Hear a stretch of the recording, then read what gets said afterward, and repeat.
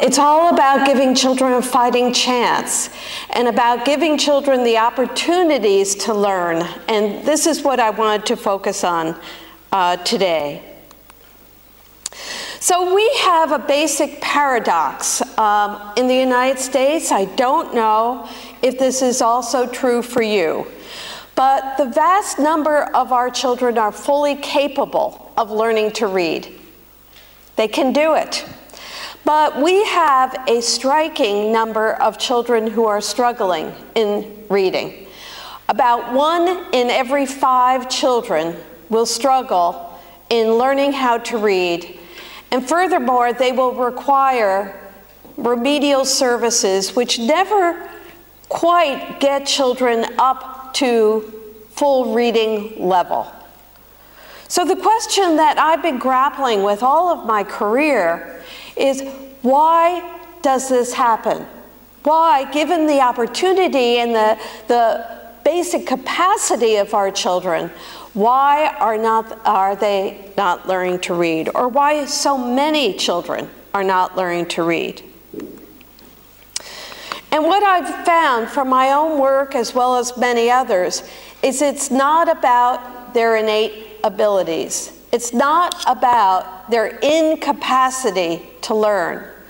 Rather, it's about the environment and what it does to either support or thwart children's ability to learn how to read. And so what I wanted to do today is I wanted to focus on that basic premise and argue for what we can do to ensure that all of our children get a fighting chance. My work is very much related to Bronfenbrenner. Many of you may be familiar with this famous model. But the model of Bronfenbrenner tells me a very important thing. And that is, if we rely only on schools to improve children's ability to learn how to read, then we will not be successful in enabling all of them to read. Because children are very influenced, as all of us are, by our environment and by the other people in that environment that affect them day to day. So for example, the most powerful influence is their families, but they too are influenced by their environment. If parents have a job and they can go to work every day and they can support their families, they're likely to support many of the values and the opportunities that children will have in learning to read. But in our country, we had a great recession where 1 in 5 of our adults were often out of work. And what this meant is that many of the children were actually homeless, had difficulty in terms of food deprivation. Many of them did not know where they were going to live the next day. And as a result, those parents were unable to help those children learn about the basics of reading. But we also know that parents themselves are not just affected by their jobs, they're affected by the communities. And so much of my work has involved other community services, like libraries, health centers, all of which support young children's learning to read. So this model says that we're all connected, that every time part of our society is affected, so too are our children affected, and we cannot ignore the relationship between that and what they are learning. My work takes what I call an ecological perspective, and what that means is it actually uses concepts from biology as a metaphor, as an example of the reciprocity between people and their environments. And basically what it argues is that people are affected by their environment, but at the same time, the environment is affected by its people. So one of the things that I found coming in yesterday to Copenhagen is I wanted to ride a bike. Why? Because your environment influences me. I have a bike, but in the United States, we don't go to work on our bike. We take our car, or in New York, we walk or use the subway. But all of a sudden, I had this draw of wanting to get on the bike and knowing that that's what you do here. That is your primary or a primary form of transportation. So the environment was supporting that interest I already had in biking. And that's how environment just begins to affect people, and our people affected by the environment. So one of the things that we will find is that an environment without supports will affect children. So this is an environment. What I did is I walked to work one day pretending I was going to the closest school I could go to. And I thought like a child. And I said, what it would be like to go to a school in this environment. How would you feel? What would you pass? And so this was one of the scenes I would pass as I was going to school. And then I would pass this neighborhood. And the neighborhood has nothing there. It is blighted by buildings that are no longer standing. Some of them have been torn down. Some of them are empty buildings. And then I would go to the playgrounds where children had to play. And I would have to see this on a day-to-day. And those little seats in that environment are where parents sit while their children play. And the point I hope to convey to you is, what does this environment support? What does it say to a child? And in my view, and in what we see very often in our schools, is the representations of what that environment has done for the child. It provided no hope. It has no services. It has no books. And it has no life that could lead children to want to succeed and be interested in reading. One of the things we know is that poverty has a terrible effect on children's reading development. This is from the United States Educational Assessment. And basically what that red line is, it shows you what the children have who are below the line in the green, and then what the children have above the line. And what we are seeing in the United States is a tremendous income gap, where some of our children have virtually nothing, and many, many people have so much that they don't know what to do with it. That they are in gated communities apart from all the rest of us. And what this leads to, which is not surprising, is a tremendous difference in children's achievement. Those children who come from poor communities are likely to have poor achievement. Those children who come from not poor, middle class and upper middle class, are likely to be much more successful. But one of the things that I have been interested in is, in the United States, you might have heard that we are test crazy. We are going nuts with all the tests that we are giving children. We are giving children 9 hours of test in the beginning of the year and 9 hours of tests at the end of the year. Tell me when instruction occurs, right? So one of the things we know is that tests may say something, but they're not all that important. Many of you, and many I know, who have not been successful on tests will not necessarily do poorly in society. They'll do okay, they'll get a great job, because tests only tell us so much. But one of the things that I've been concerned about is the lack of books in our society, in our community.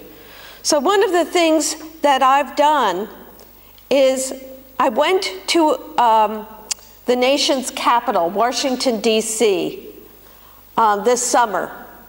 And the schools were closed during the summer. We have summer break from June all the way through Labor Day. And I asked, where could I get a book in this community? Where could I possibly find a book for children to read? And I went from store to store, from school to school, but they were closed, as you know. And I found only 2 books for about 10,000 children in the community.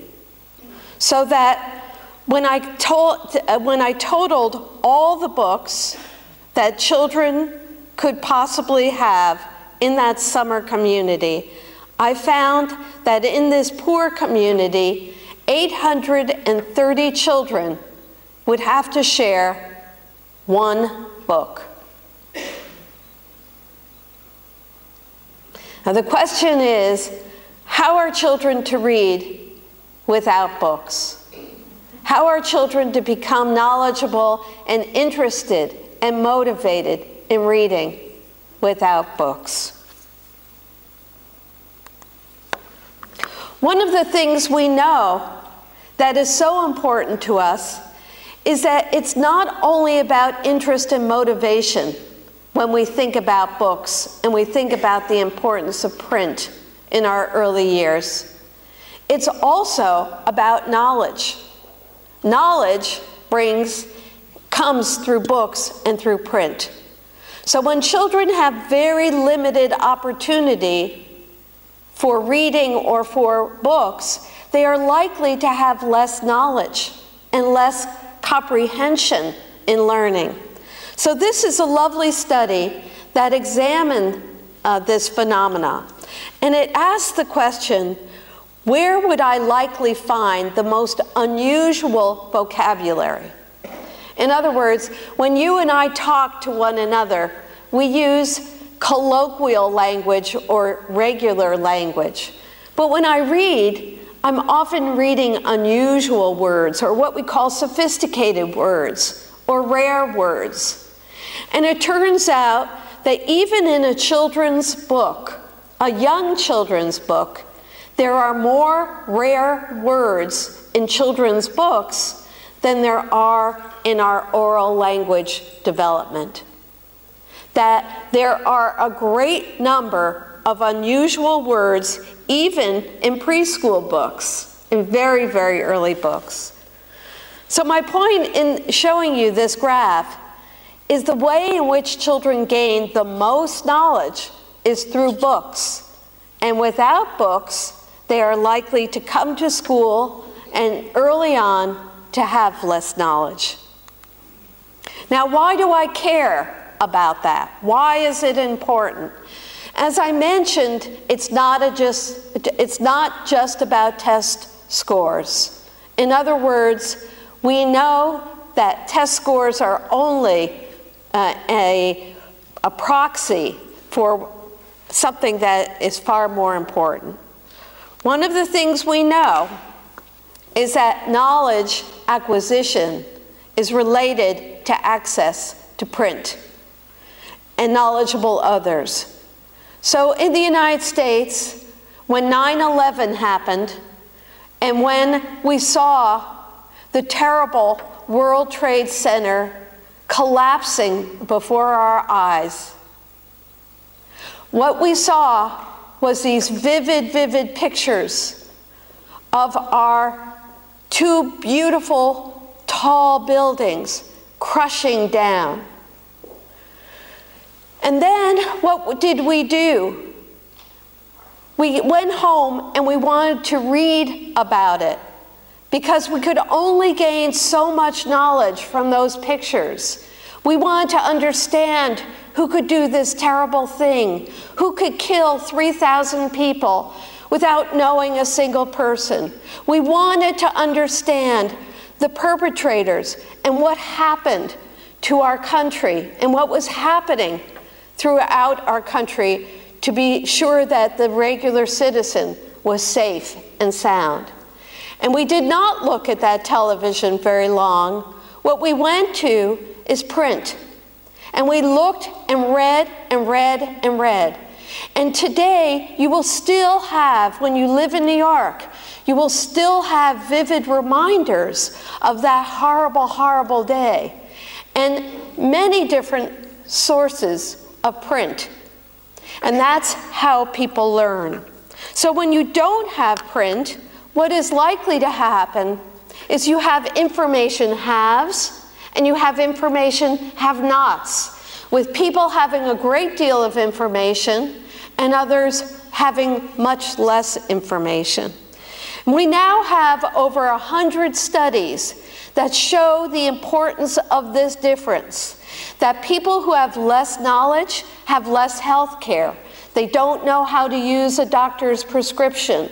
They don't know how to read basic directions. They don't know how to drive or use a vehicle responsibly.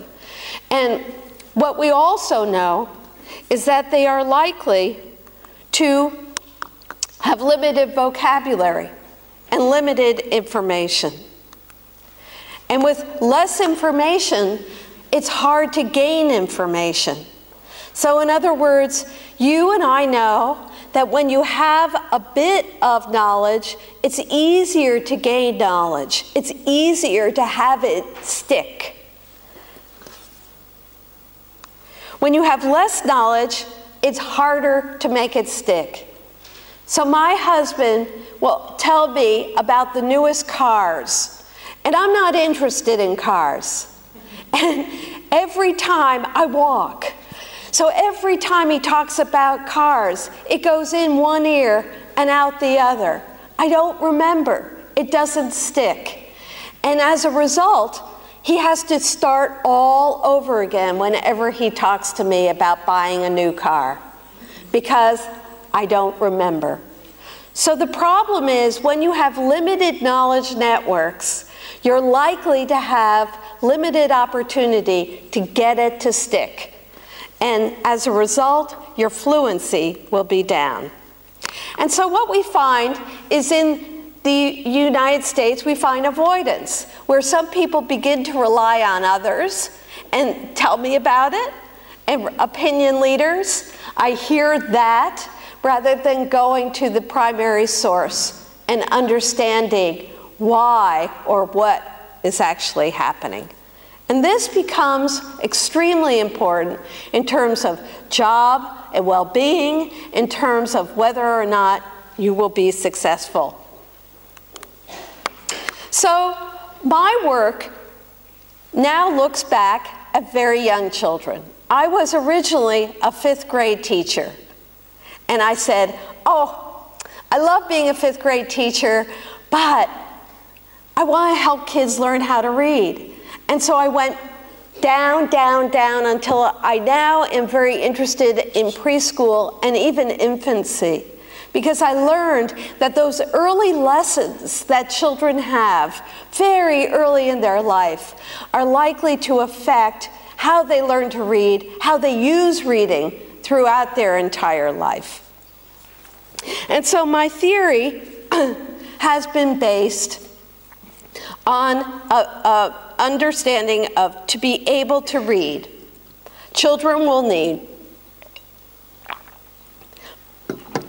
both physical access to books and print, and the psychological supports of adults and peers who value reading as a source of pleasure and knowledge. And I'm going to go through both of those today, because I think there are some insights that we can learn that we assume we know, but we often don't. Or we don't use the lessons that we can learn. My first principle is I want to talk about the physical environment. I want to go back and have you think of some of the pictures I showed you before. And the first principle is people tend to do things that are similar in social settings. And the second is each environment will support some activities but not others. So the first principle, let's talk about you right now. In this physical setting, if you would start jumping up and down and doing your aerobics or doing your exercises in the morning, you'd look a little funny. People would start to stare. They would say, "What's up? This person's a little off the charts or weird," right?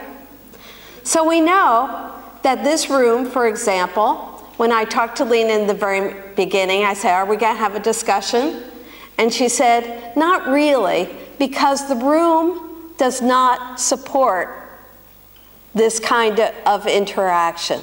It's hard to turn around, it's hard to swivel, it's hard to do anything but look up here." So the room itself has certain constraints and certain affordances. It's a great room for focusing on a big PowerPoint, but it's not a room where you're going to do calisthenics. The same thing is true with your friends. You're going to tend to do what your friends do, someone sitting next to you. You tend to behave in similar ways. So one of the things that I want to do, and I do in schools, is I use the environment to support learning. So this is an example of a typical, this is a Yankees game in the United States. And you'll notice that most of the people, again, are standing there and cheering. And this is what you do in a ball field. You stand up and cheer. If someone was sitting down reading a book, again, they would say, "This person is a little weird." This environment supports noise. It supports screaming. This environment, again, if you screamed, what you would find? You'd be thrown out, right? You'd be told, "Get away." This is a quiet environment. Notice that no one is speaking to one another. Everybody is looking at their books. They're very deliberate. It's quiet. This is one of our libraries. In our libraries, we provide a social setting. When I went to the library as a young child, I was always told by the librarian to shh. But now in our libraries, people talk. And kids have circle tables. And notice that that circle table does what? It encourages interaction among the children. And that's exactly what they're doing. So a circle will encourage interaction. So my point in saying that, each environment has what we call affordances and constraints. It allows some things to happen, and it prevents other things from happening, just by the environment. There is no one saying, "Don't do this," or do this. The environment coerces behavior. So again, if you were in this setting, what you would see, everybody is face forward, everybody is sitting properly. This environment focuses on the teacher, and only the teacher. It's hard for them to interact otherwise.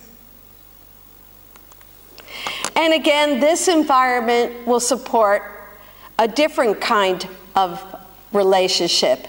It will focus on children talking to one another. The teacher is there in the circle, but not above the circle. She'll be part of the discussion. She is not the only person who will talk. So my point in showing you those pictures is how can we use the environment to support and to enhance early literacy? This is one of our school libraries. Look at it for a second. What does it say?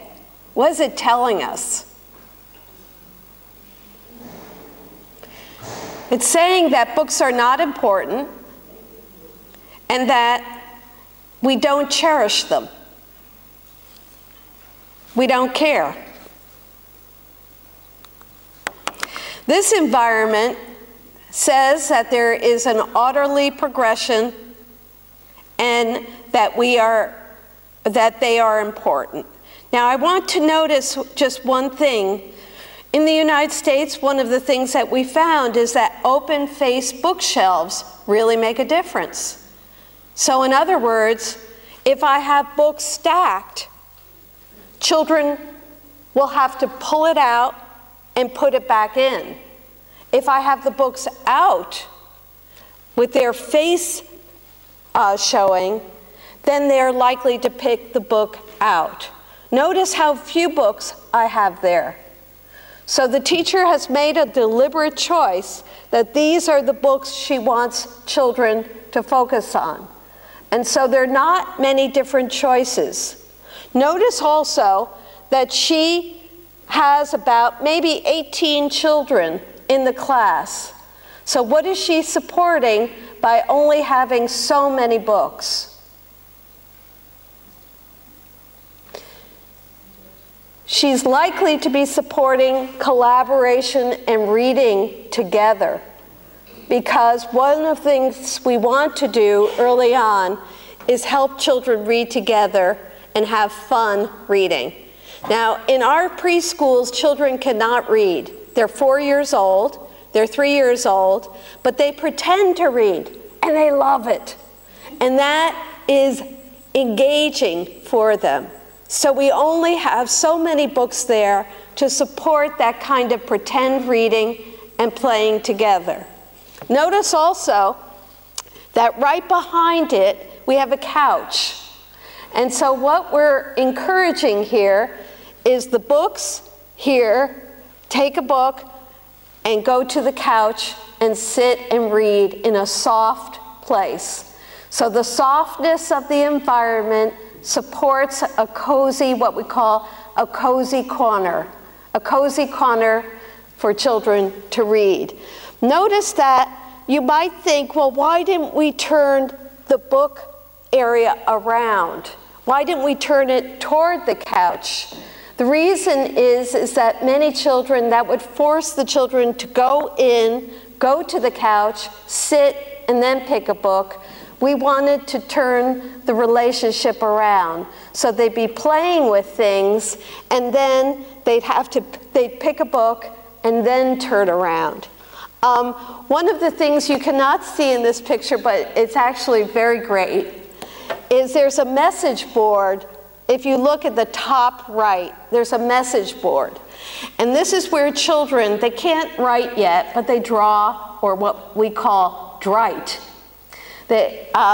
This is a message board where they can leave a message about their favorite books. So they can tell their friends what their favorite book is and then leave them a message.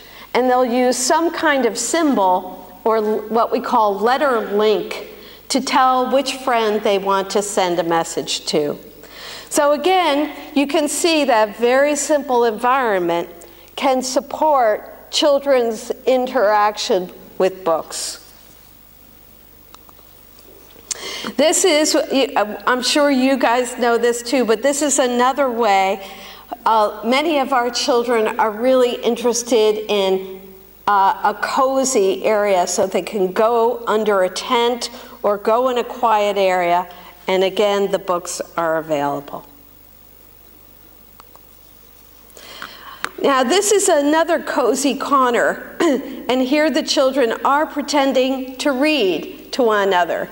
And we put in another environmental support.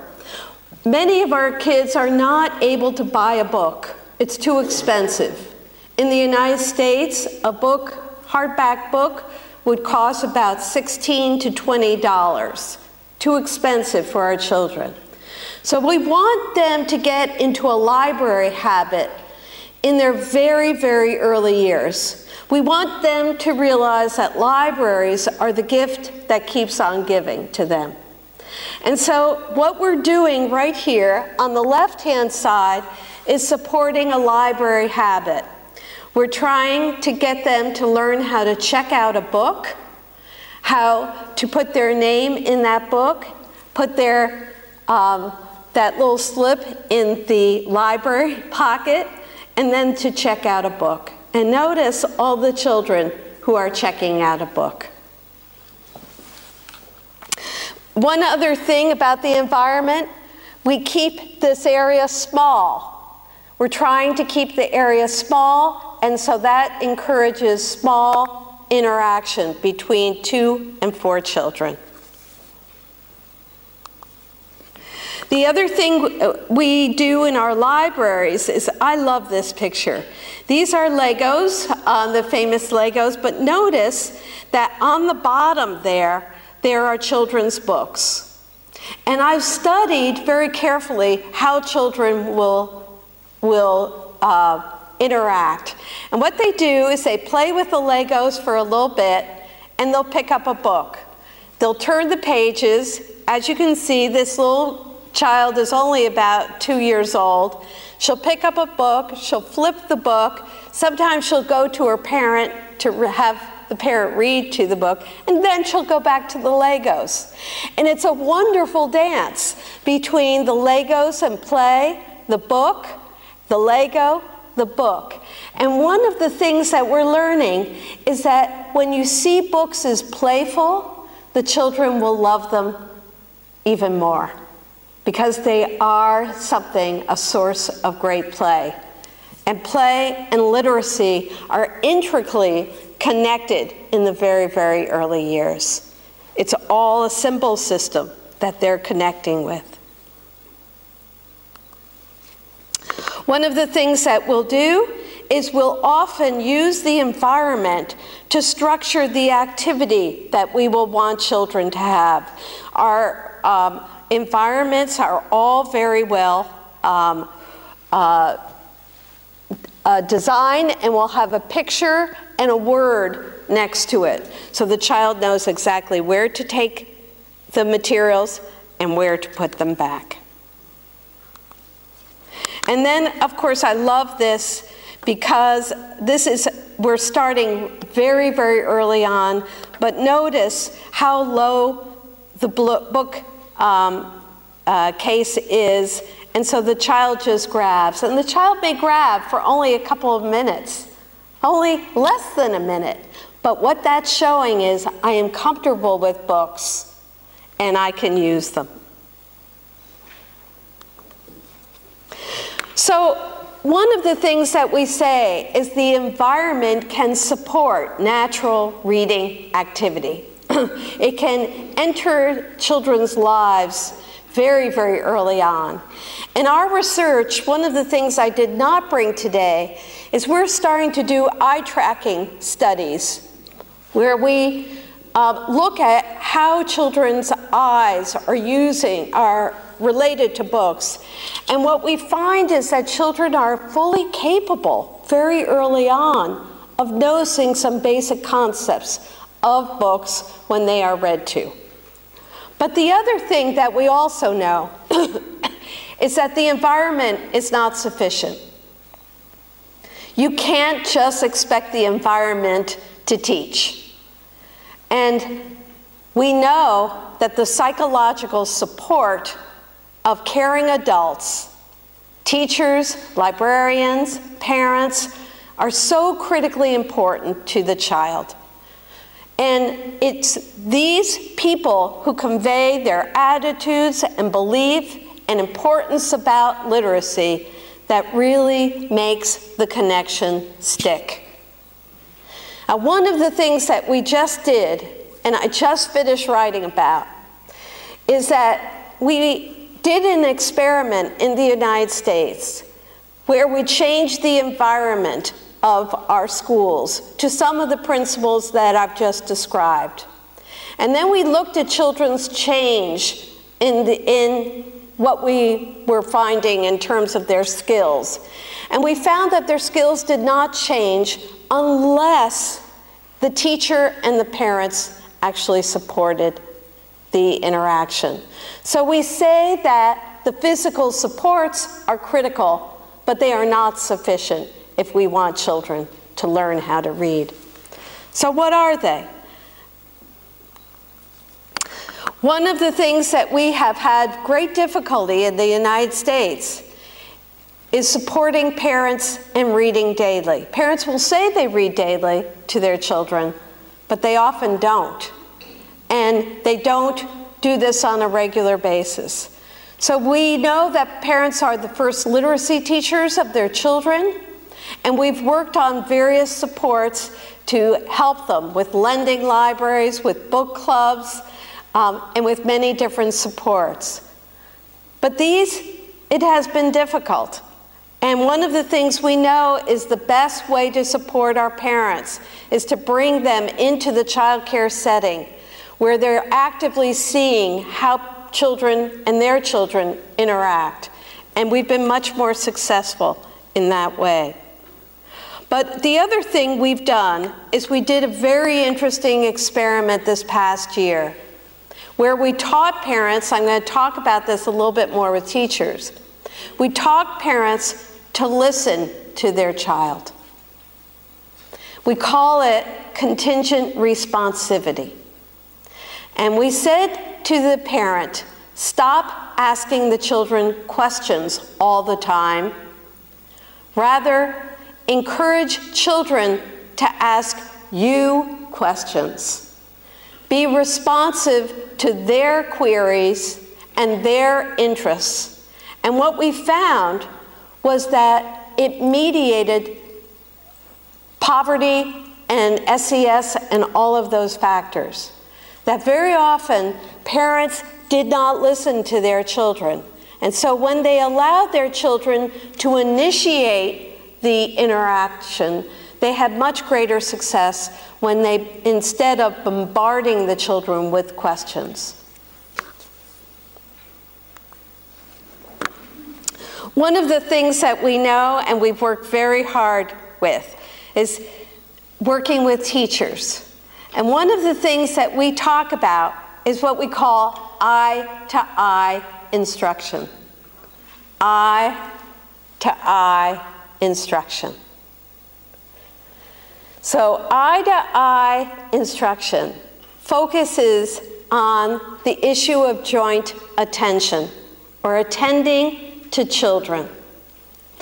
So we find that very often teachers have lesson plans, and they're guided by their lesson plans, and their focus and their goals and objectives. But children also have goals and objectives. And so when we get teachers to listen more thoughtfully to the children, we find a greater connection than we have in the past. The reason we use the word eye to eye is we want teachers to focus on the children themselves. And that is the greatest way of learning. So here she is reading a story to the children. And do you see how engaged they are? How involved they are? And we've encouraged her, she's a rather robust teacher, but we've encouraged her to get off her rocking chair and to sit with the children instead of above the children.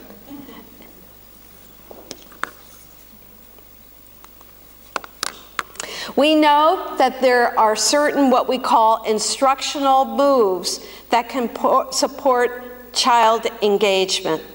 So I'm going to talk about this in a second. But teachers, again, can enhance children's learning from text by engaging in certain instructional moves that support this engagement. So, what do we try and do? First thing, we tell both parents and teachers, drop your cell phone.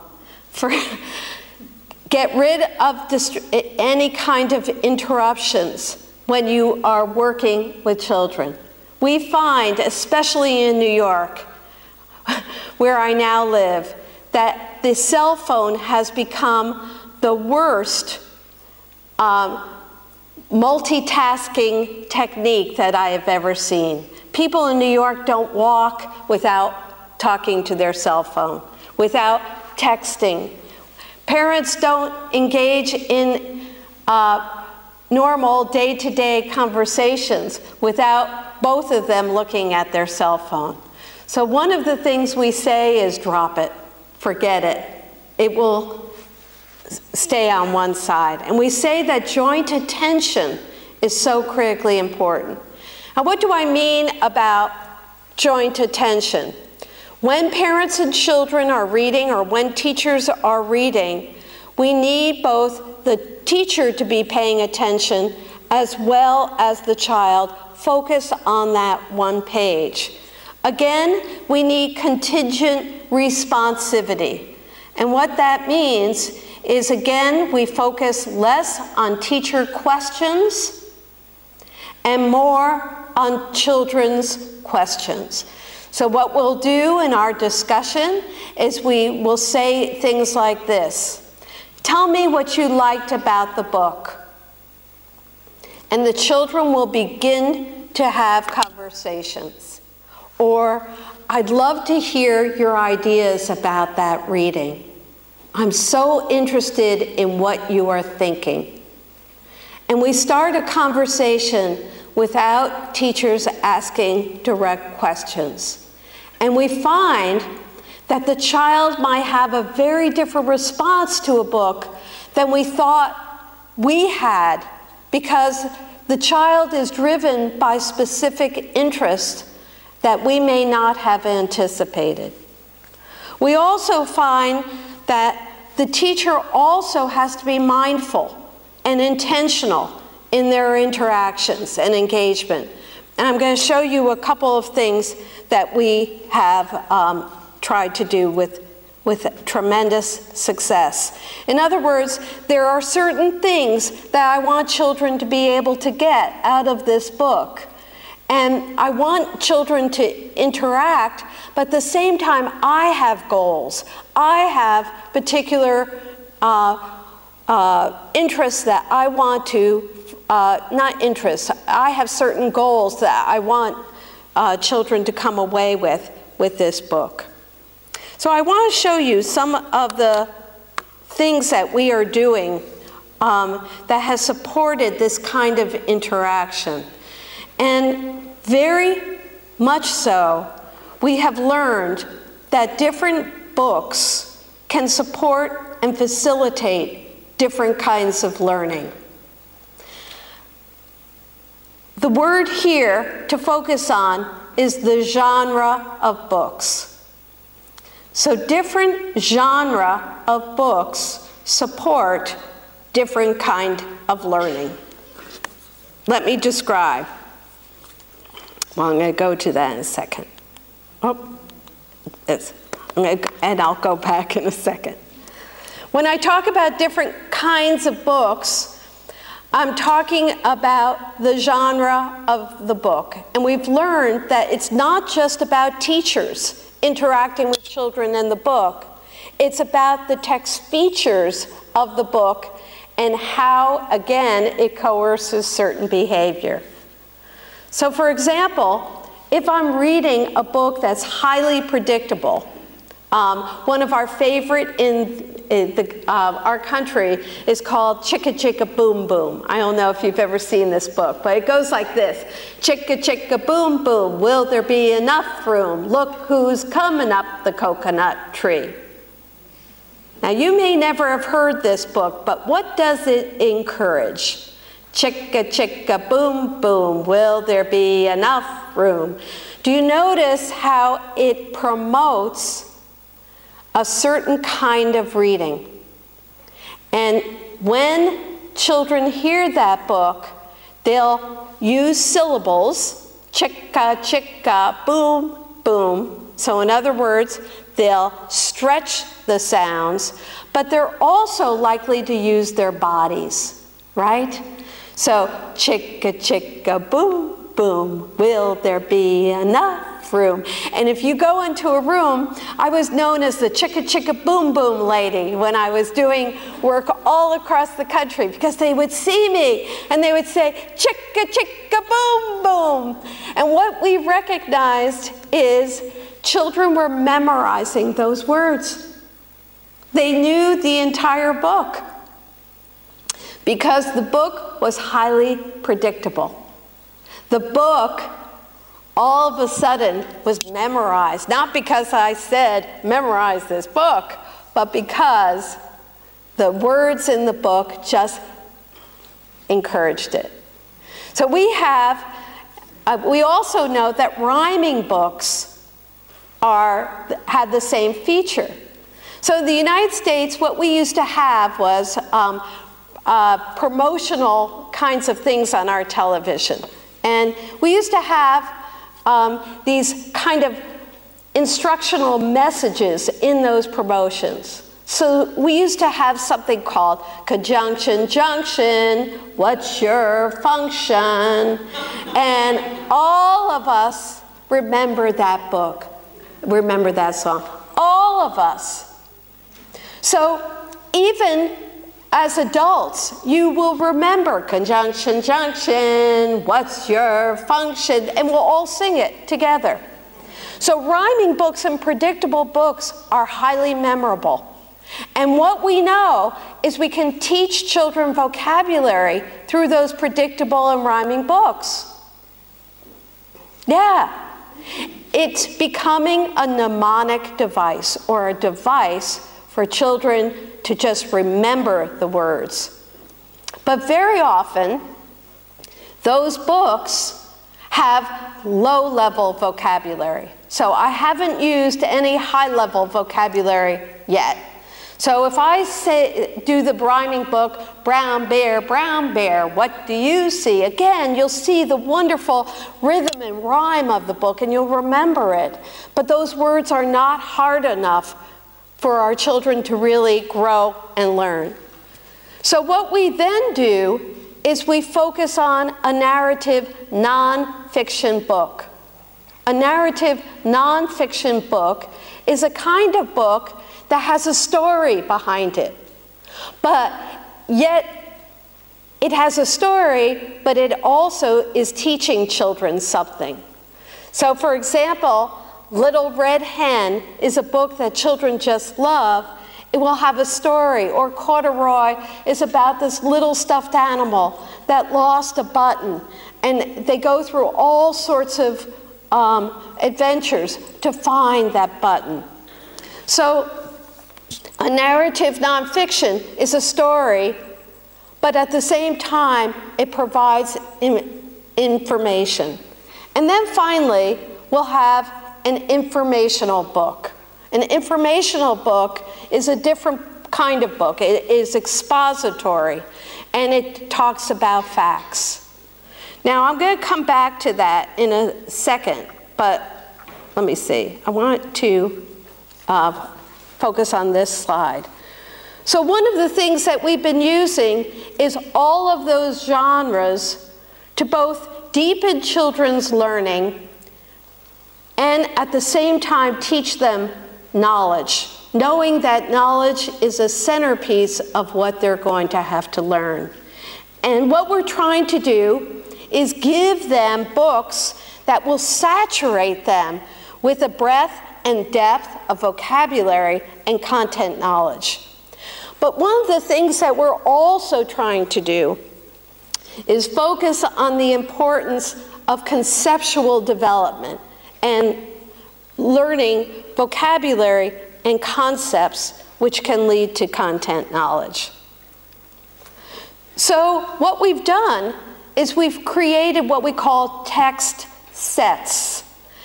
Text sets are collections of books that focus on a particular topic. It can be insects, it can be flying, it can be wild animals. One of our children's favorite is about energy and extreme weather, like learning about volcanoes and earthquakes and tsunamis. And they love this. And what we do is, even at the preschool level, we'll collect our books in these topic areas. Now you'll see the slide again. And what we've done is we have a topic of insects.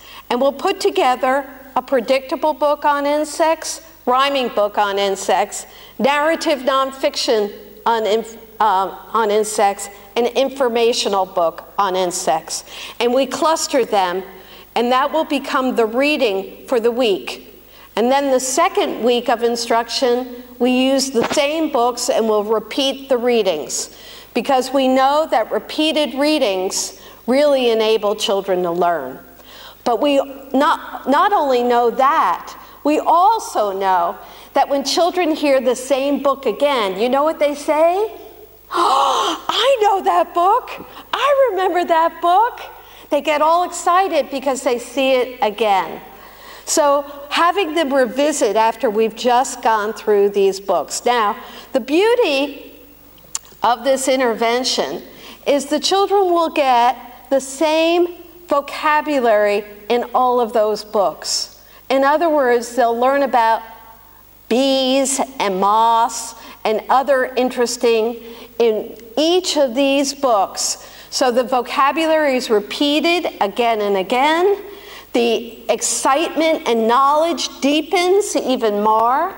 And children will then learn also how to combine and understand different genres. What is fact? What is fiction? And we call it an integrated kind of learning. So this is what we've done and what we've combined. Very simple texts, and we've encouraged teachers to listen and to respond to children's interests and to engage them in joint learning. One of the things we've learned is that certain topics are just so compelling to children. I don't know why, they tell me.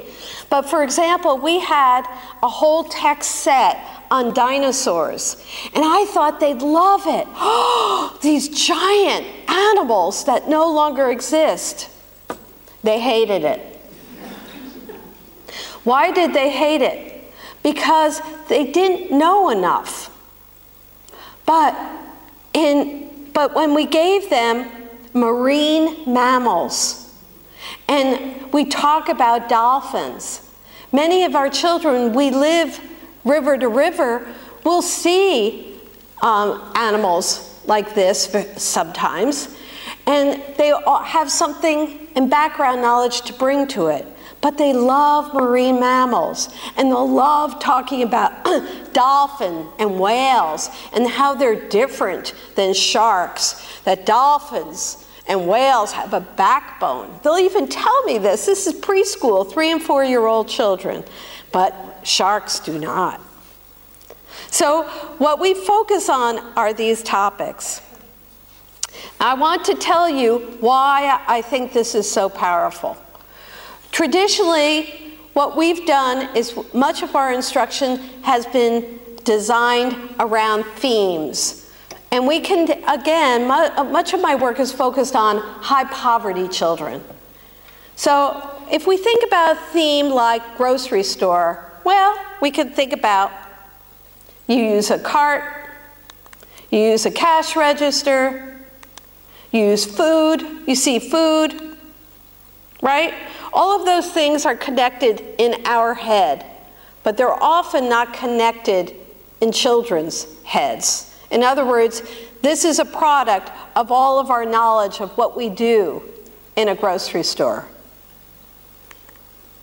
But what we do is we teach, through our topics, we teach what we call taxonomically. We use taxonomic categories to teach children words through books. So the children will get the books in a way that enables them to categorize vocabulary and together to bring these categories in concepts which allow greater content knowledge. Let me show you. We say to the children, an insect is a living thing, right? What do we know about an insect if I say it's a living thing? Well, we know it breathes and it moves. We say to the child, a reptile is a living thing. It breathes and it moves. But we'll say to the children, a reptile is not an insect. So what we'll say to the child is through reading our books, they learn that a mosquito is an insect. If it's an insect, they'll say, ah, it breathes and moves. Furthermore, an insect has 6 legs and 3 body parts. So I'll say to the child, is a moth an insect? And the child will say, oh yes, it must be an insect because it has 6 legs and 3 body parts.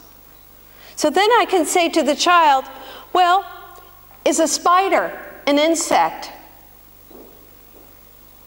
Child thinks, no, a spider is not an insect because a spider has 8 legs. It is not an insect. So what we are doing by teaching children categories is we're teaching them what is in a category and what is outside a category. And what happens is it becomes a self-teaching device, because now children have developed a concept of what an insect is and what it is not. We have structured effectively their knowledge. What we also do is we play games. We play games where we get kids to categorize. In other words, if you look at one of those categories, you'll see that all of the animals are different kinds of marine animals. And getting kids to categorize is a beginning strategy for conceptualization. So traditionally, in our books and reading, we'll introduce children to different words per day. Maybe platypus, around, and ride, based on the book that we happen to have read.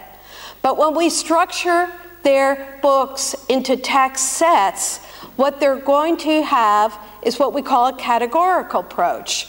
They're going to begin to have similar words that cluster around categories that they're likely to see. So in this one, they're likely to see a manatee, a whale, and a polar bear, all of which are marine mammals. And I want to show you something that I'm especially proud of. And this is a large-scale study that we did at the very end of our work last year. It's a study with over 1,000 children. The children were 3- and 4-year-olds. And what we did was an interesting experiment. We had a treatment and control group, and we had a middle class group, the 3rd line, and the 4th line, the top line, upper middle class group. And what we were trying to see is, could we improve children's vocabulary content knowledge effectively so that they not only surpassed the control group, but they were now on target to be not only average, but potentially above average. And so what we did is a year-long study where we, again, put these books into text sets. In the very beginning, at the pretest, you'll see that our children who are poor were low compared to the control group. And by the end of our study, at the end of the year, they not only surpassed the control group, but they were on the same point statistically as the above average children. And what this says to us is when you provide books, when you provide a simple intervention that effectively puts books in a strategy, in a structure that children can learn, that children will not only succeed, but they'll surpass their peers. Finally, I'd like to say, and I always want to end with this, is teachers cannot do all of our work alone. We need wonderful preschools, we need our family support, we need our community support, and we need great early education. And as we say at the end, together we can all make a difference. Thank you.